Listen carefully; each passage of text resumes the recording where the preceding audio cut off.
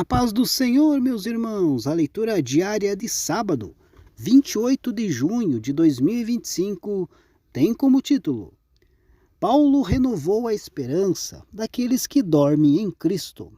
O texto bíblico encontra-se na primeira carta de Paulo aos Tessalonicenses, capítulo 4, do versículo 13 ao versículo 17, que diz assim: Não quero, porém, irmãos, que sejais ignorantes acerca dos que já dormem, para que não vos entristeçais, como os demais que não têm esperança.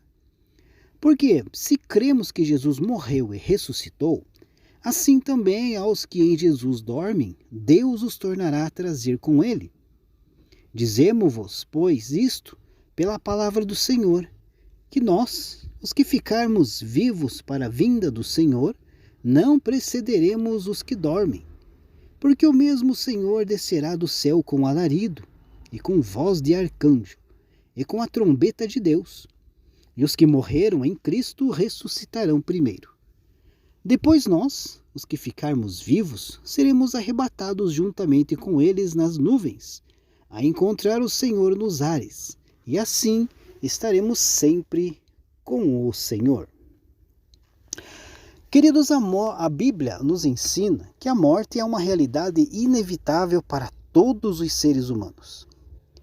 Desde a queda do homem no Jardim do Éden, a morte se tornou aí uma consequência do pecado.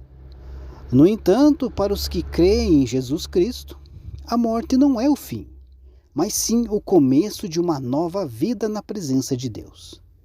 E essa é a mensagem de esperança que nós encontramos aqui na primeira carta aos Tessalonicenses. O apóstolo Paulo, queridos, escreveu essa carta aos cristãos de Tessalônica para encorajá-los em sua fé e orientá-los em relação a alguns aspectos práticos da vida cristã. E uma das questões que ele aborda é da morte dos crentes. E ele começa o capítulo 4 dizendo: Quanto ao mais, irmãos, já os instruímos acerca de como viver a fim de agradar a Deus. E de fato, assim vocês estão procedendo. Agora lhes pedimos e exortamos no Senhor Jesus que cresçam nisso cada vez mais. 1 Tessalonicenses capítulo 4, versículo 1. Em seguida, o apóstolo Paulo fala sobre a importância da pureza sexual e da santidade na vida dos crentes. Ele enfatiza que Deus nos chamou para a santidade e que devemos evitar a imoralidade sexual, que é contrária à vontade de Deus, como vemos aí no versículo 3 ao versículo 8. Depois disso, ele passa então a falar sobre a morte dos crentes. Paulo diz que não quer que os tessalonicenses fiquem na ignorância acerca dos que dormem. Ele usa, queridos, a metáfora do sono para se referir à morte dos crentes, porque para eles a morte não é um estado permanente, mas sim um período de descanso antes da ressurreição. Paulo explica que assim como Jesus morreu e ressuscitou, também os que morreram em Cristo serão ressuscitados por Deus. Essa é uma verdade fundamental da fé cristã, meus irmãos. A ressurreição dos mortos.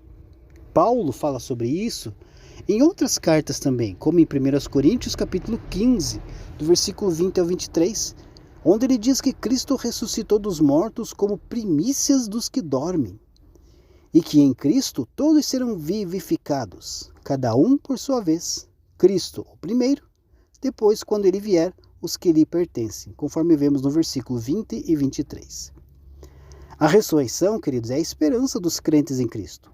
É o momento em que os que morrerem em Cristo serão reunidos com ele para sempre. Paulo diz que Deus trará os que dormiram em Jesus juntamente com ele.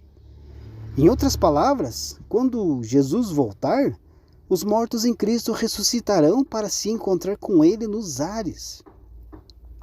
Essa é uma mensagem de esperança e consolo, queridos, para os que perderam entes queridos em Cristo.